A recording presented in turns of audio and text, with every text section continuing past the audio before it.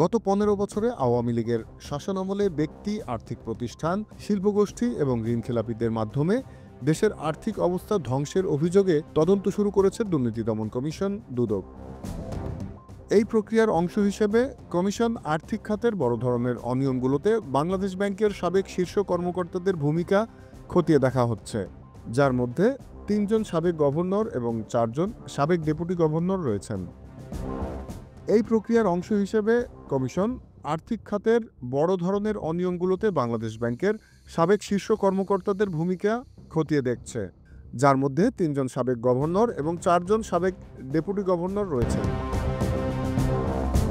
দুদকের সূত্র অনুযায়ী যেসব কর্মকর্তার বিষয়ে তথ্য চাওয়া হয়েছে তাদের মধ্যে রয়েছেন সাবেক গভর্নর আতিউর রহমান, ফজলে কবির এবং আব্দুর রউফ তালুকদার।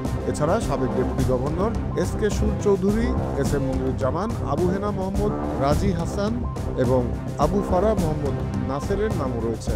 বাংলাদেশ ফিনান্সিয়াল ইন্টেলিজেন্স ইউনিটের সাবেক প্রধান মাসুদ বিশ্বাস এবং কাজী সাইদুর রহমানের বিষয়েও তথ্য চাওয়া হয়েছে। যেসব প্রতিষ্ঠানের তথ্য চাওয়া হয়েছে সেগুলো হচ্ছে Beximco group, MR group, Ratanpur group, Keya group, Jamuna group, Thermex group, Sikder group, BBS group, Abdul Monem limited, Anontex group ও অন্যান্য কোম্পানি। এছাড়া ২০০৯ সালের পর অনুমোদন পাওয়া ৯টি ব্যাংকের অনুমোদন সংক্রান্ত নোটিশ, নথিপত্র ও সার্কুলারও চেয়েছে দুদক। ব্যাংকগুলো হলো মেঘনা bank, Midland bank, Madhumati bank, NRB bank, NRB commercial bank, NRB global bank, south Bangla agriculture and commerce bank, union bank এবং ফার্মার্স ব্যাংক বা Padma bank. Z news, Dhaka.